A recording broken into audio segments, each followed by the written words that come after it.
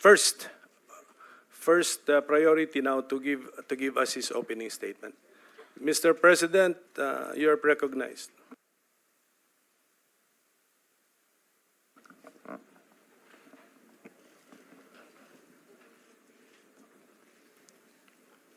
Before anything else,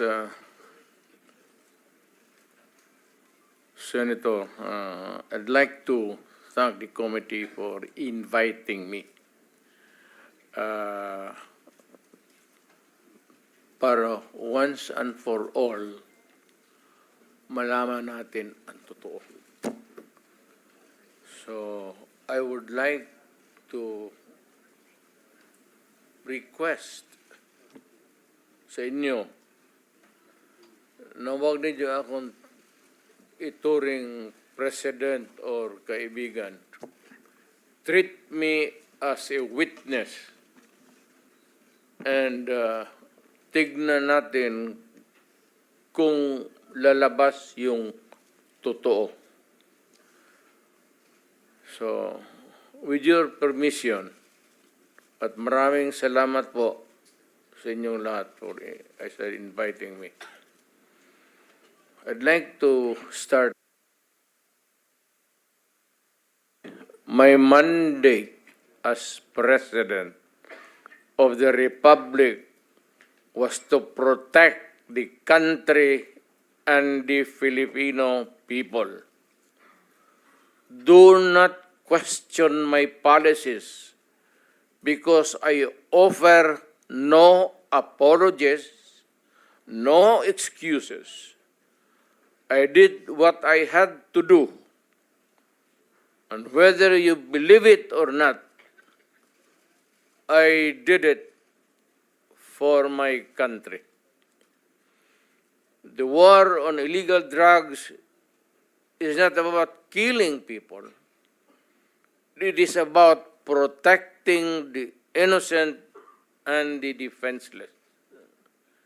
The war on drugs is about the eradication of illegal substances such as shabu, cocaine, heroin, marijuana, party drugs, and the like, as a menace which ruins people, families, communities, and relationships, and tears apart the social fabric which binds society together in peace, harmony, and brotherhood.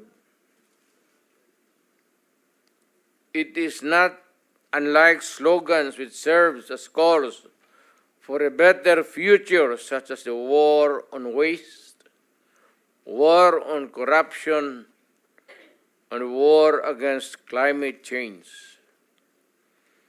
I have always viewed people addicted to illegal drugs as victims and patients requiring medical help and not as criminals. That is why when the war on drugs slogan came into being,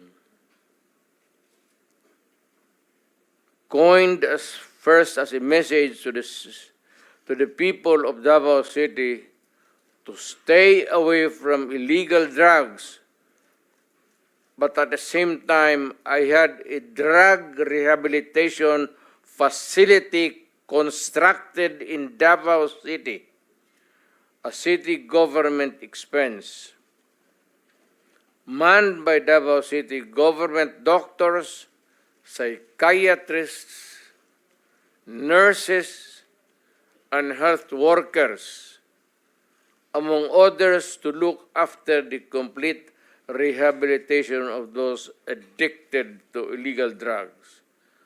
I believe then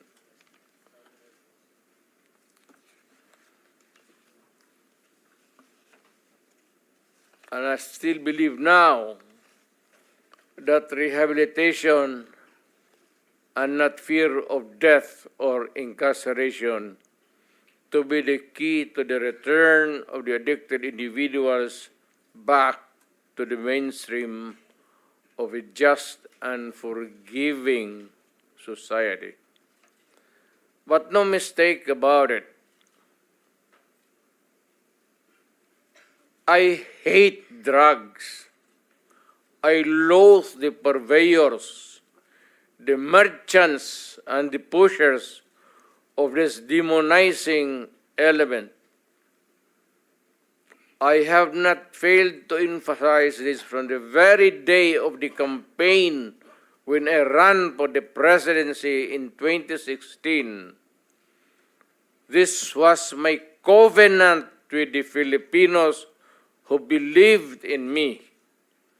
And to this day, must still agree with what in government have achieved. It is unfortunate that drug-related crimes are on the rise again. Every day you can read about children being raped, people getting killed and robbed. And just recently, a drug den was raided within the Malacanang complex. This clearly manifests that the purveyors of this menace are back in business.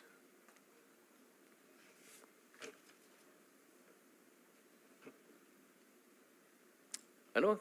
Gawain natin. The Filipinos are anxious and distressed. Self-preservation is still the first law of nature. It is instinct. It is recognized in our laws as self-defense. That is why I have always told the police authorities and operatives to be mindful of this basic law of nature. However, I tell them not to abuse their authority and power, and hindi ko talaga pinayagan yung abuso ng pulis o sundalo kailanman sa buong buhay ko and as mayor for so many years and as president, in the guise of protecting themselves. But when your very life is placed at risk and it can be snuffed out in a matter of seconds, then and only then must you act accordingly. Repel the aggression only in self-defense. Alam mo, matagal ako nagturo sa aming bayan sa Police Academy. When I was a prosecutor, to augment my income noon na bago akong kasal, nagturo ako sa police. Ang sinabi ko talaga sa kanila,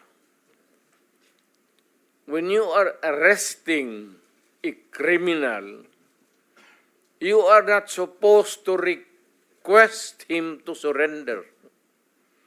Rather, you have to overcome the resistance. However, pag ayaw, it's the duty of the police is to overcome the resistance kung ayaw mag-surrender. At kung may baril, at kung tingin mo, sabi ko sa mga polis doon sa academy, mamamatay ka, barilin mo. Barilin mo sa ulo. Patayin mo at least one less criminal in the community. Yun ang utos ko when I was a fiscal and I was a professor doon sa Police Academy. Yun ang turo ko sa kanila. No quarters given, no quarters asked. Criminal ito.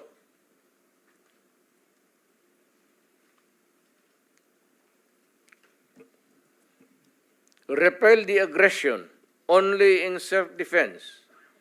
Do not make orphans of your children and widows of your wives.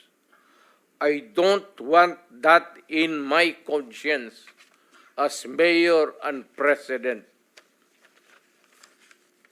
Hindi ko mabigat yan sa konsensya ko. I have warned, but before that, my job as president was never easy, and it was not meant to be. I have tried to do the best I can to address the problem of illegal drugs firmly and without compromise. For all of its successes and shortcomings, I alone take full legal responsibility sa lahat na nagawa ng mga pulis pursuant to my order. Ako ang managot at ako ang makulong. Huwag yung pulis na sumunod sa order ko. Kawawa naman, nagtatrabaho lang. Yun ang gusto kong sabihin sa Pilipino at mabutit niyaya ninyo ako dito. Once and for all, yan ang gusto kong sabihin sa tao.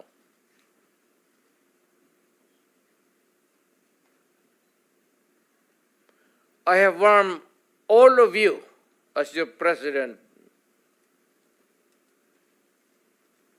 then and as a private citizen now.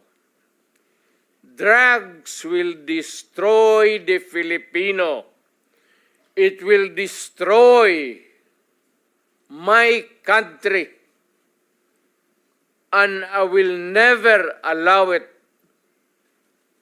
Baski ako empleyado sa gobyerno o private citizen, I will do what is necessary to protect my country, my community, at yung mga anak natin. This is a matter of principle. At papagkamatayan ko yan. Maraming salamat. I'm ready to answer your question. Thank you, Mr. President.